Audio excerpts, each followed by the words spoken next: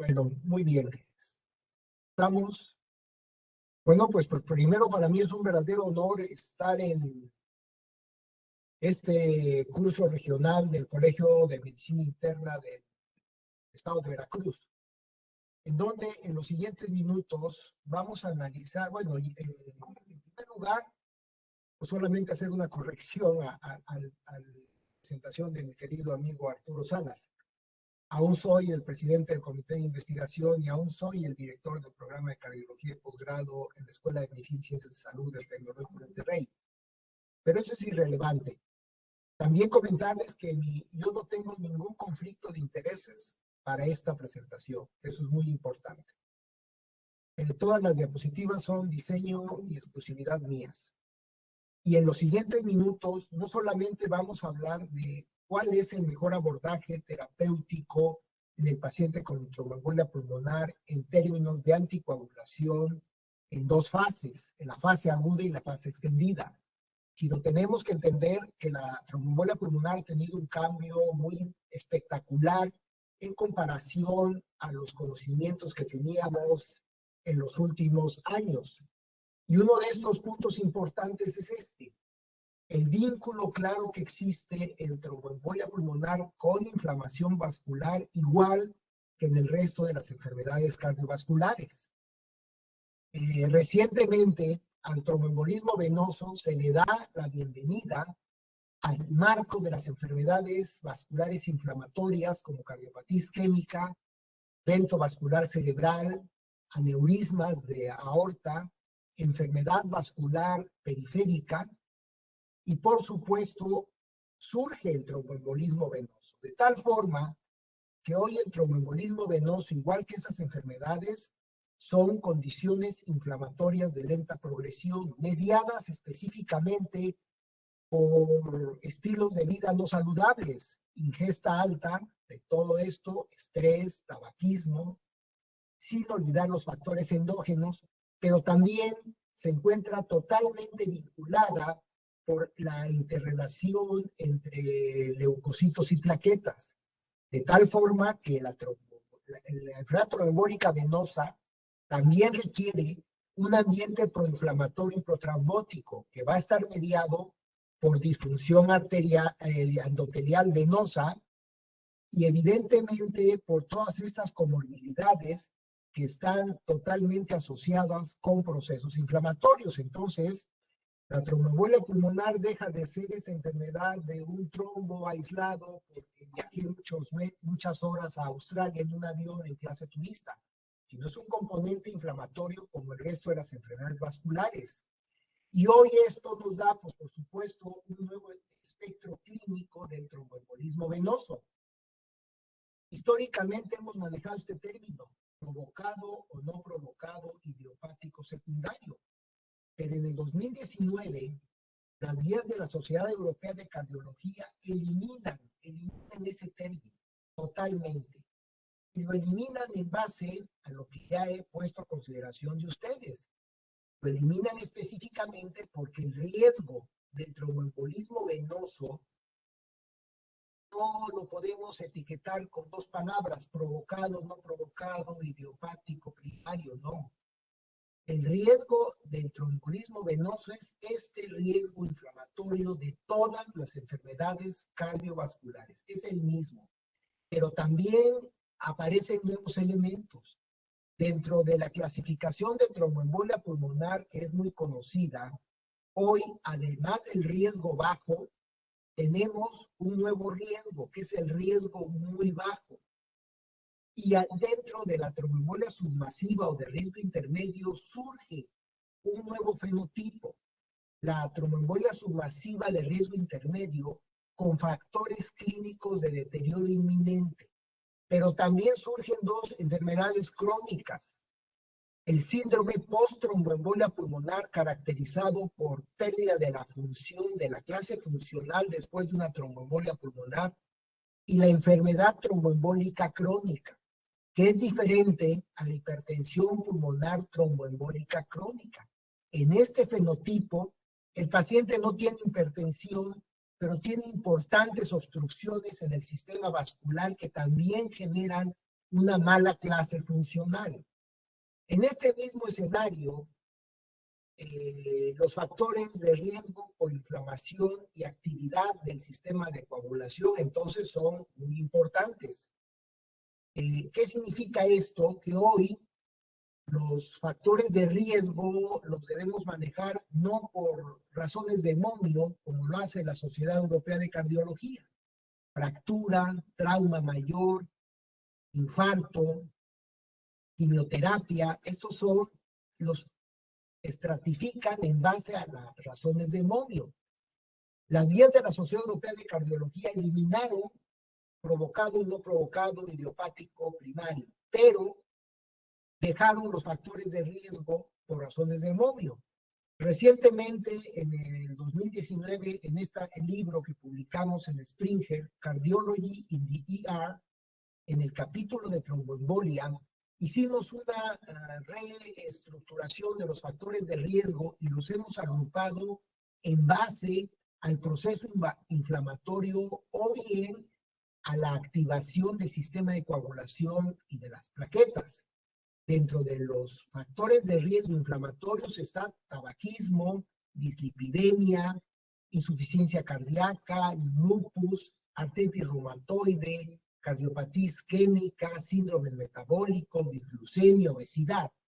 Dentro de los factores que activan el sistema de coagulación y la cascada plaquetaria, pues tenemos fracturas, cirugías mayores, menores, reposición de prótesis o colocación de prótesis de rodilla o de cadera. Y también, pues por supuesto, tenemos las trombofilias moleculares adquiridas. Estas son, pues por supuesto, las menos frecuentes. Y evidentemente tenemos el estado de hipercoagulabilidad arriba de los 48 años, la inflamación del envejecimiento, y esto nos lleva entonces a entender una parte muy importante. El factor de riesgo no es la estasis por un viaje prolongado, ese no es el factor de riesgo. El factor de riesgo es que ese enfermo, esa persona o ese sujeto que viajó 12 horas en clase turista a Australia y hace una tromboembolia, el disparador fue esa estasis, pero este sujeto ya tenía una disfunción endotelial mediada por inflamación, con falla ya de sus proteínas antitrombóticas naturales. Entonces, los disparadores son el trabajo en la computadora, la inmovilidad, las enfermedades neurológicas, el cáncer. Y evidentemente no podemos dejar de reconocer la participación de las infecciones crónicas y agudas, que esto es muy frecuente en el paciente de mayor edad. De tal forma, entonces tenemos ya un nuevo sustrato fisiopatogénico y de espectro del trombolismo venoso. Entendemos hoy que los factores de riesgo no es que yo esté hospitalizado, no, es que mi endotelio en un hombre de 60 años de edad con tabaquismo, diabetes, obesidad, ya tiene la disfunción endotelial para disparar a tromboembolia pulmonar. Entonces, ¿cuál es realmente el impacto en mortalidad? Miren, la tromboembolia pulmonar es importantísima causa en embarazo, en cáncer y es la tercera causa desde hace muchos años de mortalidad después del infarto y del accidente vascular cerebral. También es importante recordarles que es la tercera causa de mortalidad en pacientes politraumatizados en las primeras 24 horas de ingreso. Y esto es en gente generalmente joven. También es la tercera complicación más frecuente en enfermo politraumatizado y constituye una alta tasa de mortalidad en pacientes mayores de 60 años y más. Y obviamente es una causa de mortalidad muy alta en pacientes con enfermedad COVID grave o no grave. También recordarles que la tromboembolia es la segunda causa más frecuente de insuficiencia ventricular derecha y la causa más importante de sobrecarga de presión del ventrículo derecho. Y la principal determinante de mortalidad será siempre la disfunción del ventrículo derecho. Bajo este mismo escenario, hoy tendría uno que considerar que la disfunción del ventrículo derecho es el factor de los factores de riesgo para mala evolución y mortalidad. Y este es muy importante porque va a identificar a qué paciente llevo a anticoagulación solamente o utilizo un tratamiento avanzado. Miren, actualmente aparecen todos los meses un nuevo puntaje y tenemos el puntaje PESI, el puntaje BOBA, etcétera, etcétera, etcétera. Pero la realidad es que la magnitud de los síntomas, la estratificación de riesgo, la clasificación, el pronóstico y tratamiento van a depender del grado de disfunción del ventrículo derecho. En el momento que llega el trombo a la circulación pulmonar, aumenta las resistencias vasculares pulmonares, la presión de la arteria pulmonar, y hay una sobrecarga sistólica sobre el ventrículo derecho que va a generar dilatación, trastornos de movilidad y desviación del septum ventricular hacia la izquierda. Pero no solamente termina ahí la hemodinámica de la tromboembolia pulmonar grave, sino que también reduce el llenado del ventrículo y de la aurícula izquierda. Esto ya inmediatamente induce una disminución del gasto cardíaco y la presión arterial tiene que reducir. Evidentemente, si el enfermo dispara un infarto tipo 2 del ventrículo derecho, el paciente va a tener una grave disfunción del ventrículo derecho y nos va a llevar entonces a un colapso hemodinámico. Aquí en estas imágenes de eco tridimensional pueden ustedes ver el famoso signo de Makone. Sin embargo, recientemente la doctora Becattini, además de tener un grupo muy importante de investigación, nos pone a consideración un nuevo fenotipo de tromboembolia pulmonar, que son los pacientes de muy bajo riesgo. En este metaanálisis que la doctora Becattini acaba de publicar hace un par de meses, ella analizó todos los pacientes que tenían tromboembolia pulmonar confirmada, pero que tenían un PESI simplificado de 0 o un PESI menor de 86.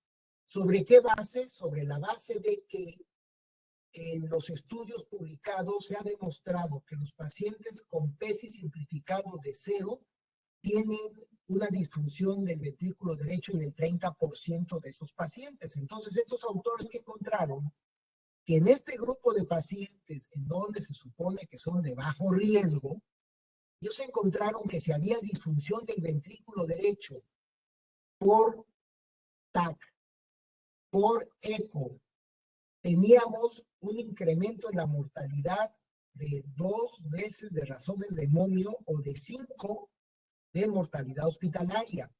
Si teníamos un péptido natriurético cerebral o un propéptido natriurético cerebral N-terminal, esto aumentaba a 6 veces la proporción de mortalidad hospitalaria. Y si tenían troponinas elevadas, 2.78.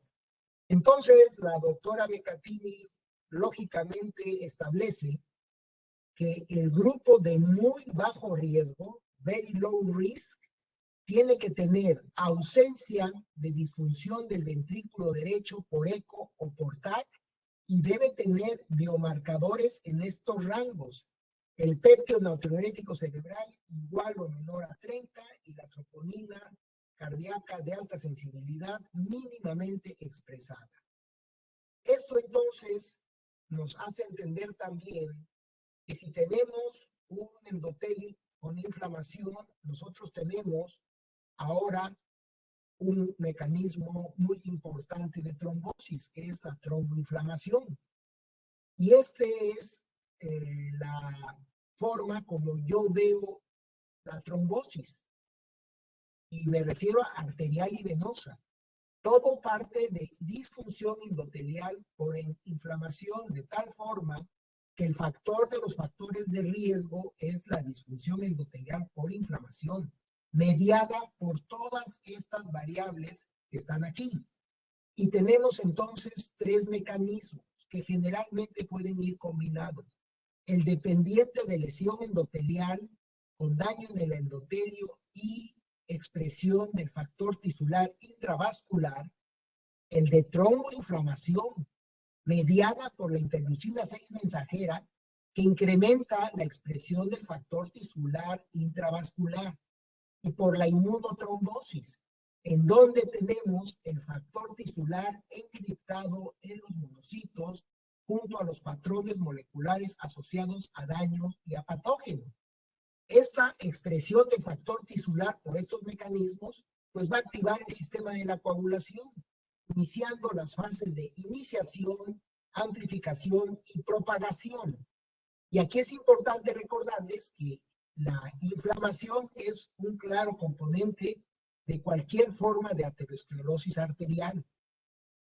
La inflamación por interleucina 6 o interleucina 8 es un componente mediado por diferentes contextos. Puede ser un traumatismo, puede ser una infección y, por supuesto, la inmunotrombosis dependiente de las redes extracelulares genéticas de neutrófilos activan todo este proceso de trombosis. Y, por supuesto, en la miopatía auricular también la interleucina 6 forma parte muy importante, no solamente en los mecanismos de disfunción endotelial, sino en los casos de aterosclerosis, de ruptura de placa y de trombosis.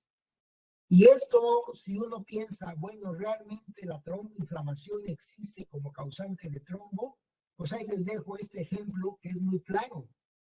El SARS-CoV-2 claramente ha demostrado que sin lesiones endoteliales es lo suficientemente potente para generar esta cascada de efectos protrombóticos mediados por la inflamación COVID-19.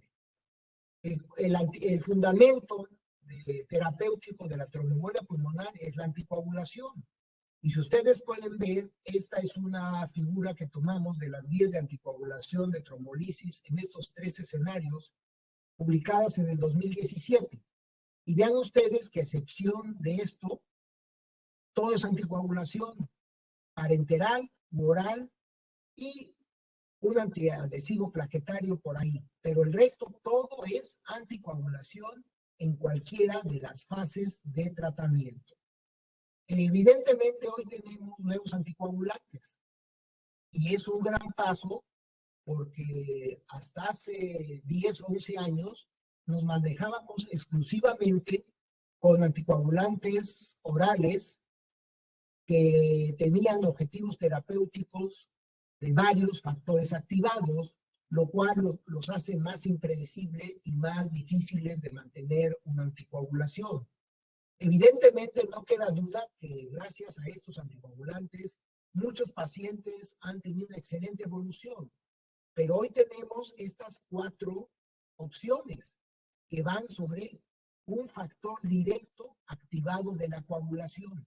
La gran diferencia, pues, por supuesto, es el efecto máximo. Vean lo que tardamos con los antagonistas de la vitamina K para tener efecto y vean la rapidez con la que tenemos efecto con cualquiera de estas moléculas. Muy rápido. Y el efecto es más rápido que con las heparinas de bajo peso molecular subcutánea. La vida media es muy prolongada en estos anticoagulantes y es muy corta en los anticoagulantes orales directos. Además, tenemos la gran ventaja de que no se requiere monitorización y eso nos permite tener entonces diferentes abordajes terapéuticos a la medida del paciente. Teníamos estos 3 anticoagulantes y recientemente esta molécula entra a 1 año y medio, 2 a México, con lo cual hoy ya tenemos todas las ofertas terapéuticas que existen. Pero también es recordarles aspectos importantes. A pesar de que los anticoagulantes orales directos tienen mayor estabilidad farmacológica y menos interacciones, no hay que olvidar que cualquier medicamento que genere una interacción sobre los inhibidores de la glucoproteína P o sustratos o inductores, como estos que están aquí, pueden aumentar el anticoagulante. Yo las únicas hemorragias que he tenido con estas moléculas ha sido la asociación de amiodarona. Entonces hay que tener cuidado y recordar que aunque la interacción es menor, debemos ser cuidadosos con todos los medicamentos que activen más el poder anticoagulante de estas moléculas, especialmente antiinflamatorios. Ahora, dentro de este mismo escenario, estas moléculas en el tromboembolismo venoso se han sostenido en base a 4 estudios muy importantes pivote. El HOCUS-AI, los estudios RECOVER 1 y RECOVER 2, AMPLIFY, Einstein, DBT, PE, y todos estos utilizaron un comparador, un anticoagulante oral directo, y todos se compararon contra antagonistas de la vitamina K, específicamente warfarina. También comentarles que todos estos estudios han sido de no inferioridad, de tal forma que pueden ver, otro punto importante es específicamente la edad. Vean que en todos los estudios los enfermos están por debajo de los 55 años o 57 años de edad, de tal forma que aún se tiene que buscar más experiencia en pacientes de más edad. Y esto nos permite entonces tener una estructura terapéutica más moderna, en donde hoy todas las guías internacionales recomiendan como clase 1 estas moléculas sobre cualquier antagonista de la vitamina K. Ahora, ¿qué hay de anticoagulación y tratamiento avanzado? Y la gran pregunta, ¿cómo debo iniciar el abordaje en un paciente que tengo alta sospecha clínica de tromboembolia pulmonar? Miren, aquí tenemos la sospecha. Y al igual que en los síndromes coronarios agudos, tenemos que iniciar la anticoagulación con la sospecha. Inmediatamente debemos utilizar anticoagulación parenteral. Eso es lo recomendado. Y de estas, ¿cuál? La heparina no fraccionada ajustada al peso, la cual estudiamos nosotros en el año 2009, y en donde esta dosis ajustada al peso, que es de 12 unidades por kilogramo de peso por hora, máximo 1000, sí, y con un boro inicial de 4000 unidades, es la mejor opción. ¿Por qué? Primero, porque no tiene eliminación renal y a nuestro enfermo no lo conocemos bien. Segundo, porque tiene un antídoto del 100%, sulfato de protamina. 3, si yo detengo la infusión, la anticoagulación se pierde en las siguientes 2 o 3 horas. De tal suerte que ese es el primer paso. Pero hoy, además y el segundo paso será estratificar si hay o no disfunción del ventrículo derecho. Hoy tenemos también que pensar en la lesión renal aguda. Este estudio publicado por Muller en el 2019 nos demuestra que la lesión renal aguda del paciente con tromboembolia pulmonar, independientemente del estadio 1, 2 o 3, tiene rangos de mortalidad de 8.4, 14% y 17%. Entonces, junto a la disfunción del ventrículo derecho, hay que estratificar y ver si el paciente no tiene lesión renal. Y por supuesto, tenemos que ver que no tenga ninguna contraindicación para el uso de anticoagulantes o de trombolíticos. Estas son los criterios relativos y los criterios mayores. Y hoy surge un nuevo elemento. Si nuestro paciente tiene disfunción del ventrículo derecho, pero el enfermo está estable, y eso es igual a presión aceptable, analizar si nuestro enfermo no tiene factores clínicos de deterioro inminente, que son estos. Todas estas variables que están aquí se han relacionado históricamente con mala evolución y mortalidad alta. Paciente que tiene dolor isquémico y síncope, hipoxemia persistente, frecuencia cardíaca de más de 120, o que tiene una fibrilación auricular o un flutter, bloqueo de rama derecha, biomarcadores muy elevados, como encontramos en el estudio de imagen, trombo en silla de montar o hipoquinesia del ventrículo derecho. Ahora, la pregunta que seguramente se deben ustedes estar haciendo, ¿de dónde salen estos factores clínicos de deterioro inminente? Miren, recientemente publicamos este año un artículo en trombosis y trombolisis, en donde lo que analizamos fue el uso del eco, que es una forma de trombolisis dirigida por catéter asistida por ultrasonido en mayores de 75 años de edad. Y dentro de este estudio, analizamos como análisis exploratorio, quisimos identificar por qué los médicos deciden usar trombolisis. ¿Deciden esto en base a la presión arterial o lo hacen por otra forma, que es lo que nosotros llamamos factores clínicos de deterioro inminente? Y estas son las evoluciones que ya analizamos. Perdón, las variables. ¿De dónde salió esta idea? Pues sale de gráfica del estudio Peito, en donde, como ustedes pueden ver, aquellos pacientes que recibieron TNK, que es un trombolítico, y que tenían hipoquinesia del ventrículo derecho y troponina de alta sensibilidad o estándar elevada, este grupo que tenía insuficiencia respiratoria fue el que tuvo mejor evolución que todo el resto de los subgrupos.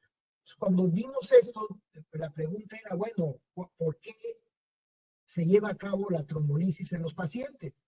Miren, esto es una tabla en donde pusimos todos los enfermos de esta revisión sistematizada, en donde ustedes pueden ver que prácticamente a excepción de estos dos enfermos, todos tenían una presión arterial más o menos aceptable, por arriba de 90, y tenían muchos factores de riesgo, factores de deterioro clínico inminente.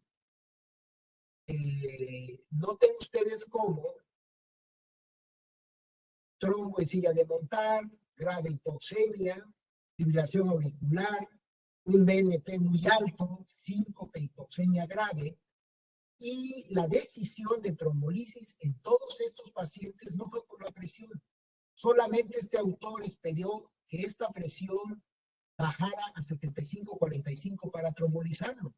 Pero el resto lo hicieron a través de variables que están relacionadas con alta mortalidad y que nosotros hemos llamado factores de deterioro clínico inminente.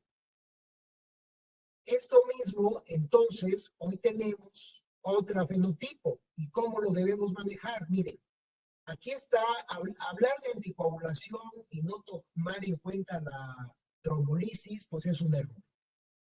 Y creo que no nos vamos a centrar en la trombolisis, pero es bueno recordar la historia de la trombolisis en el mundo. Miren, aquí están los estudios de 1970 al último gran estudio publicado, que es el Peito 2014. Y vean cómo la trombolisis fue cambiando. Esta época que estoy señalando aquí es la época de las infusiones de 24, 48, 72 horas. Excelentes modelos de complicaciones hemorrágicas, pero con malos resultados. Goldhaber por primera vez utiliza una trombolisis con RTPA en 2 horas, con lo que mejoró. Y nosotros en 1995 publicamos este estudio aleatorizado controlado, donde demostramos que la dosis de 1,5 millones de streptokinasa comparado contra heparina solo redujo la mortalidad en pacientes con choque cardiogénico. Evidentemente, este estudio de Goldhaber fue el primero que utilizó ecocardiograma. Nosotros fuimos los primeros que utilizamos en un estudio aleatorizado controlado el gamma-grama ventilatorio perfusorio, y fuimos los primeros que utilizamos una dosis para infarto con elevación del ST, streptokinasa 1,5 millones en 1 hora. Y hoy el Feito pues utiliza ¿qué dosis? Pues efectivamente utiliza la dosis de TNK. Entonces, no me voy a centrar en la trombolisis. Tenemos trombolisis sistémica, estos son los trombolíticos. Tenemos la trombolisis dirigida por catéter, hay muchas estrategias, pero al terminar cualquiera de los dos procedimientos, todas las guías recomiendan es el uso de heparina no fraccionada por 24 a 48 horas. Y después de esto, y esto es igual para trombolisis sistémica que para trombolisis dirigida por catéter o por catéter. Evidentemente, tenemos la anticoagulación parenteral, que ya mencioné, y después de esto, de esta de 24 a 48 horas, tenemos dos opciones. Utilizamos enoxaparina en estas dosis, o nos vamos a estas dos moléculas, apixaban y rivaroxaban en las dosis de carga. Recordar que en los mayores de 75 años de edad, la dosis de enoxaparina debe ser esta, y que no hay evidencia que demuestre efectividad y seguridad de los NOACs como tratamiento inicial en pacientes con disfunción del ventrículo derecho. Esta oferta, ¿de dónde la hemos tomado? Porque así es como manejamos nosotros a nuestros pacientes. Nosotros trombolizamos, utilizamos la heparina no fraccionada y nos vamos, dependiendo del riesgo hemorrágico, a cualquiera de estas dos moléculas. Esto lo tomamos específicamente de estos estudios de Sharifi, publicados en 2014 y en el 2015, en donde vean que después de trombolizar con media dosis de alteplasa, él utiliza rivaroxaban después de las 2 horas de que se suspende la infusión, o bien en este otro estudio hizo lo mismo, pero aquí utilizaba apixaban para los pacientes que tenían menos complicaciones hemorrágicas, mayor tendencia de posibilidad de una complicación hemorrágica. Pero lo interesante es que con 50 miligramos, en un grupo interesante de pacientes, no hubo hemorragia intracraneal en ninguno de los dos grupos. Y las hemorragias que hubo, pues no fueron dependientes prácticamente de los anticoagulantes orales directos. Ahora, ¿qué pasa si tengo una paciente con tromboembolia pulmonar masiva sin factores de deterioro clínico inminente? Bueno, no tenemos nada de esto. Lo que recomiendan las guías es anticoagulación, y de esta es enoxaparina cada 24 horas, recordando nuevamente que los trombolíticos de acción directa no tienen evidencia en pacientes con disfunción del ventrículo derecho. Ahora, en pacientes con tromboembolia pulmonar de riesgo bajo o de muy bajo riesgo, nosotros lo que está recomendado es el uso de, aquí está que es riesgo bajo, todo es negativo en todas estas variables, y tenemos varias opciones. Una opción es el uso de apixaban o de rivaroxaban en las dosis de carga por 7 días, y para después pasar a la dosis de sostén por lo menos 6 meses.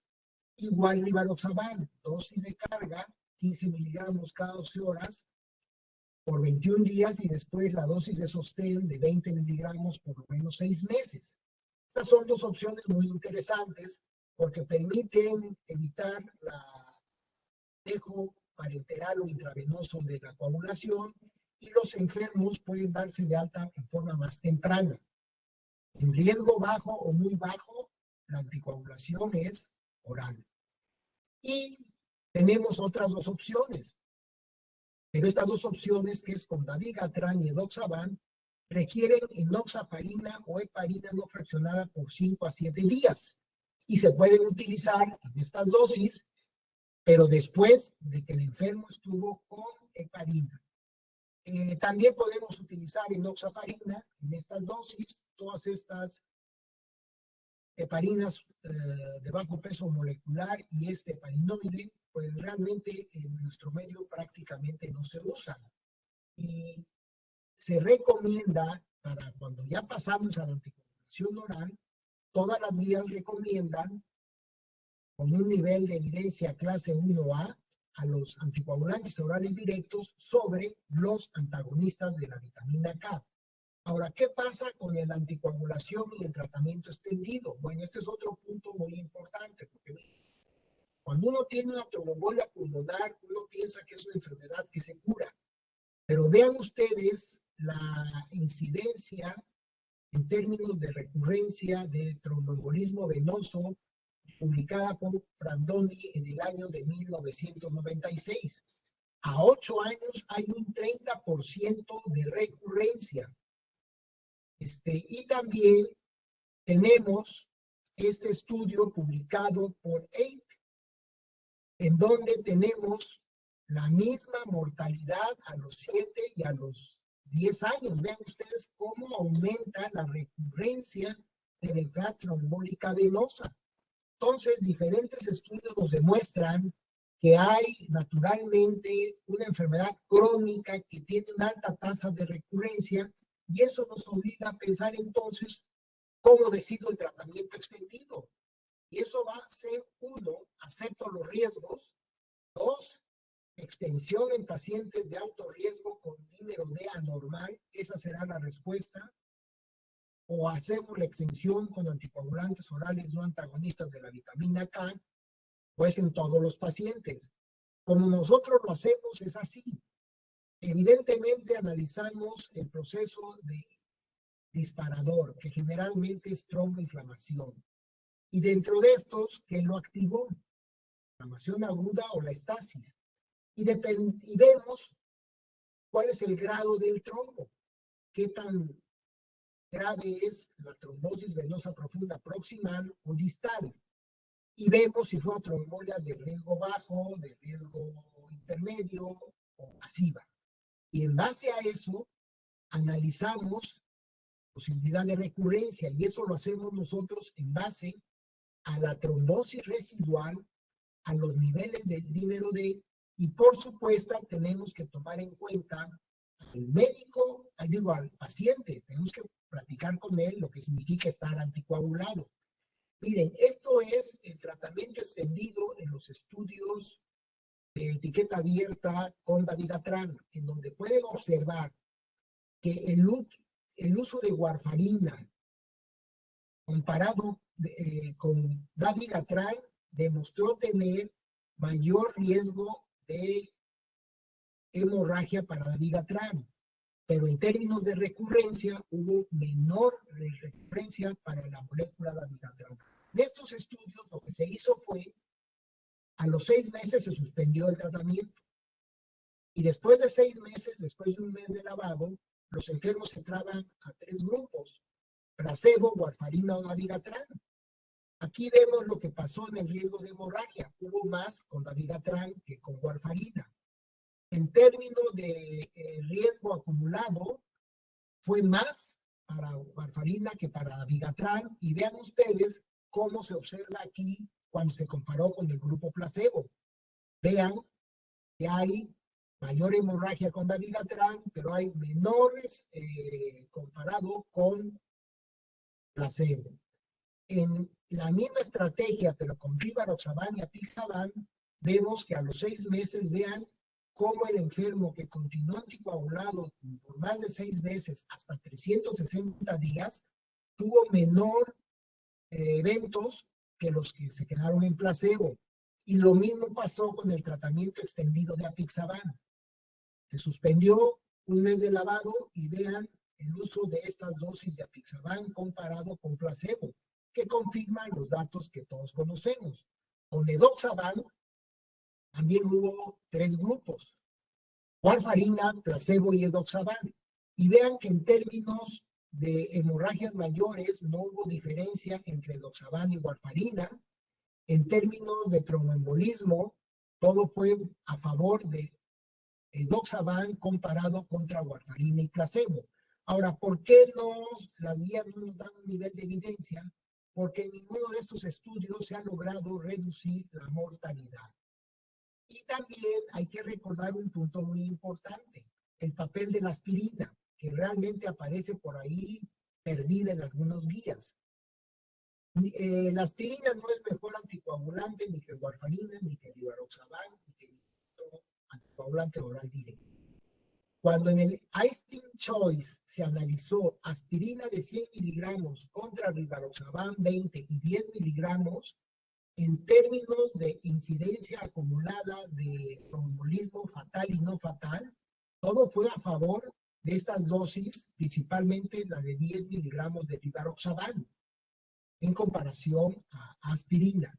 Y cuando se compara las hemorragias mayores, la aspirina, rivaroxaban de 20 fue mayor, rivaroxaban de 10 también fue más que con aspirina, pero por supuesto con una incidencia mucho menor en comparación a aspirina, o muy parecido. Aspirina fue la que tuvo menor incidencia de complicaciones hemorrágicas. Y esto entonces, ¿cómo decidir cuándo suspender la anticoagulación? Bueno, nosotros utilizamos este estudio histórico, publicado en el 2006, así es como yo lo hago. Al paciente lo anticoagulo por 6 meses o 1 año, dependiendo del tipo y del grado de trombosis y del tipo de tromboembolia. Después de esos 6 meses, lo dejo 1 mes sin anticoagulante y al mes tomo el dímero D. Y hago lo mismo que hicieron estos autores. Miren, estos autores en el 2006 hicieron eso mismo. Y los pacientes que tenían un dímero D anormal sin anticoagulación, vean ustedes la incidencia. Los que tenían dímero D normal, la incidencia pues no fue tan despreciable, pero fue menor. Y los que tenían un dímero D anormal después de 6 meses y se les dio anticoagulación, vean ustedes qué impresionante diferencia se da entre los que tenían dímero D anormal sin anticoagulación con los que tenían anticoagulación. Finalmente, ¿cuáles serían los mensajes para llevar? Bueno, recordar que la disfunción del ventrículo de hecho es la clave de todo. Si ustedes quieren estratificar bien a su paciente, hagan un ecocardiograma. Tómenle biomarcadores si tienen esa posibilidad.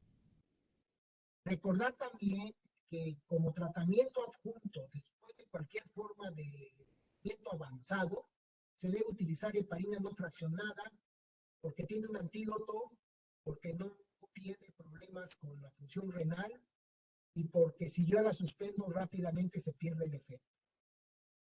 Esto es algo que tendremos que probar.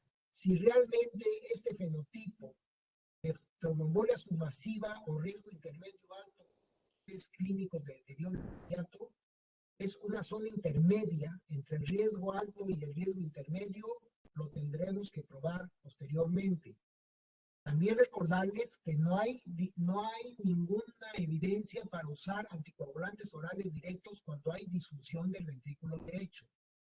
También que los anticoagulantes orales directos no son inferiores a los antagonistas de la vitamina K y tienen una menor incidencia de hemorragia intracraneal.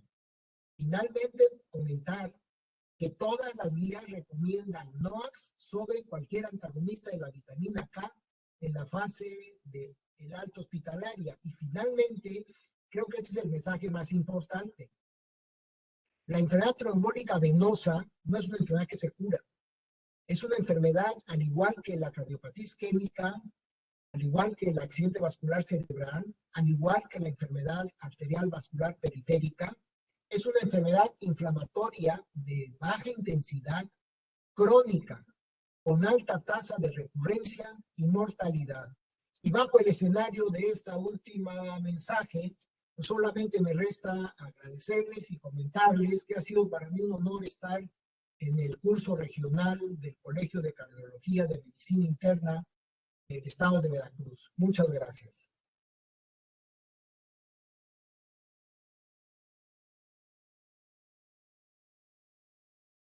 ¿Nos escucha? Doctor Salas, tiene desactivado su micrófono. Muchas gracias, Carlos. Te agradecemos infinitamente, de veras, de todo corazón, el que hayas aceptado estar con nosotros. Yo quisiera invitar al auditorio. Creo que el doctor Alejandro Barrat tenía por ahí alguna inquietud. Hola, doctor. Buenas tardes.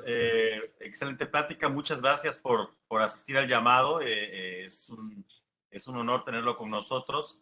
Tengo una duda que quisiera aprovechar para preguntarle. Es muy común que nosotros tengamos en la consulta de medicina interna pacientes que van a ser intervenidos quirúrgicamente y que vienen con un anticoagulante.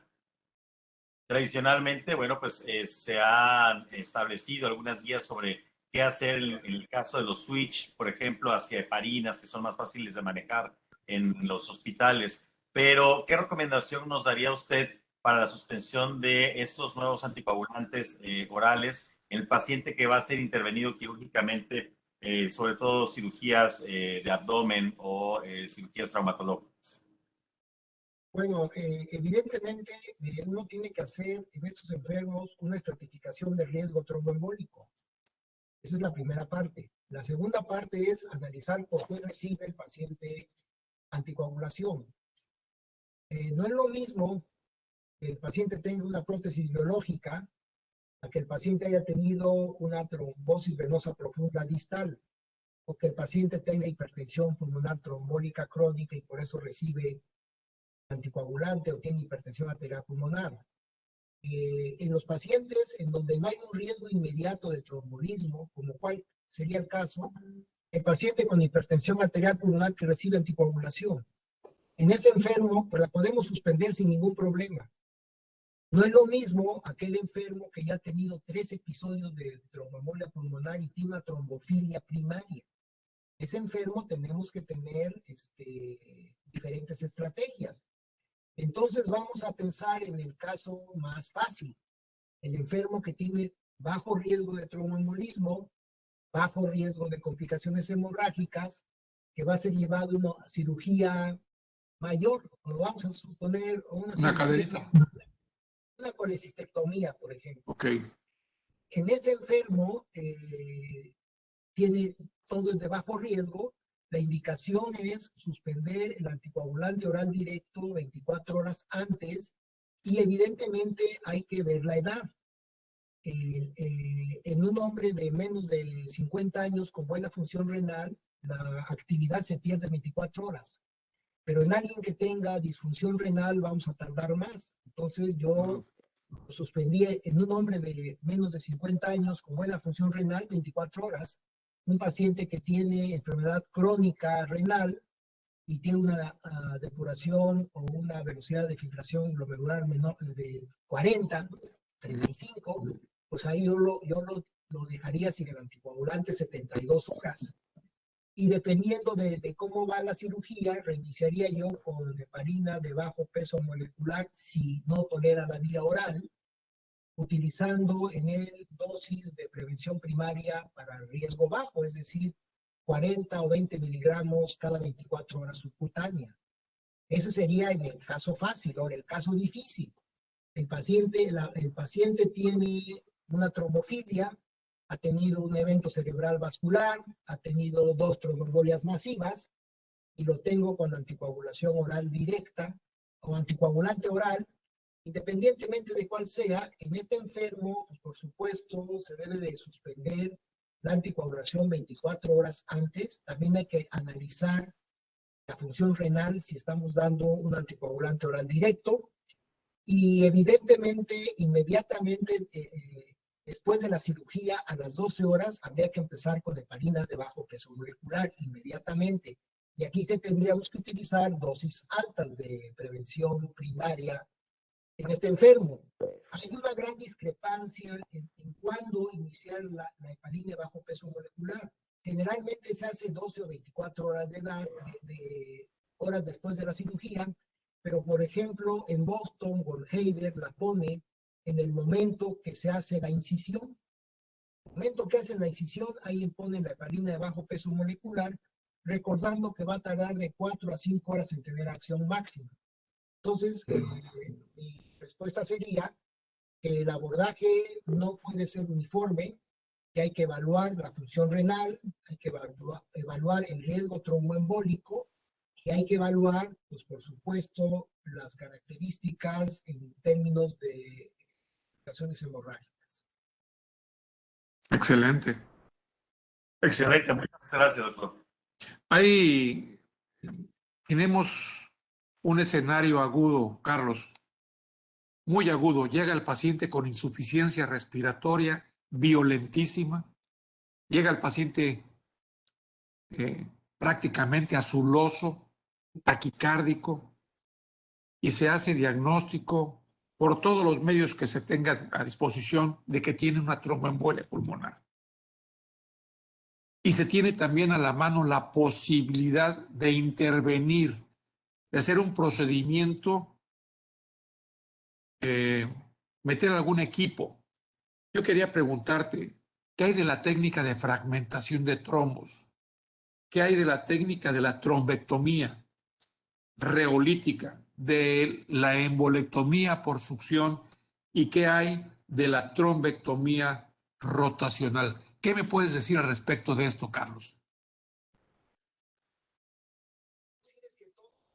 No tenemos sonido. Sí, y lo que te quiero decir es que todos estos aparatos endovasculares no han sido aprobados por la FDA, para empezar. La única aprobada es el sistema guiado por ecos, el ultrasonido guiado por eco. Ese es el único aprobado. Lo que yo te podría decir es que actualmente los médicos intervencionistas, cardiólogos o endovasculares tienen mucha tendencia a quererlos utilizar, pero se tiene que tener experiencia y se tiene que tener entrenamiento. No por hacer yo una angioplastía primaria y poner un stent, ya puedo usar estos aparatos, porque los pacientes pueden tener perforación de la arteria pulmonar y tener una grave complicación hemorrágica y morir por hemoptisis masiva. Entonces, si tú me preguntas, ¿tenemos el aparato? Yo no me preocuparía por cuál tenemos, me preocuparía por quién es el que lo va a usar y que sea una persona entrenada, que ya haya hecho casos y haya recibido un entrenamiento formal. No porque hago angioplastías y pongo stents coronarios, ahora voy a usar cualquiera de estos aparatos de perfusión mecánicos en donde se puede causar una grave complicación. Y además tenemos otro punto muy importante. El caso que tú me describes es una trombolia masiva. Las guías le dan un nivel de evidencia 1B a la trombolisis sistémica sobre cualquier otra forma. De tal suerte que cualquier aparato endovascular que utilizamos para abrir un trombo en la arteria pulmonar tiene menor nivel de evidencia que la trombolisis. Entonces, ¿cuál sería mi recomendación? Pues la recomendación es la universal, trombolisis sistémica, a menos que el paciente tenga una complicación o la posibilidad de una complicación hemorrágica muy grave. Es decir, lo operaron de una craniotomía hace 24 horas. Pues ahí sí tendríamos que utilizar un aparato mecánico, pero también tiene que ser alguien entrenado, no porque, yo soy cardiólogo intervencionista y voy a entrar. No, hay que tener entrenamiento.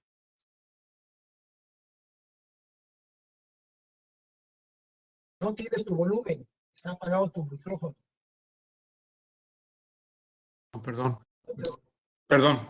El doctor Manuel Salazar hace un comentario, dice el mejor curso y mejores ponencias. Muchísimas gracias, doctor Salazar. Su comentario ya se transmitió. Le agradecemos su comentario. Doctor Carlos Jerjes, como siempre, un abrazo verte, campeón, y escucharte. Yo estoy seguro que la audiencia no me dejará mentir. Ha sido una excelente presentación, como siempre, y mis respetos y mis felicitaciones. Espero que nos volvamos a ver pronto en este foro, en otro foro semejante o personalmente.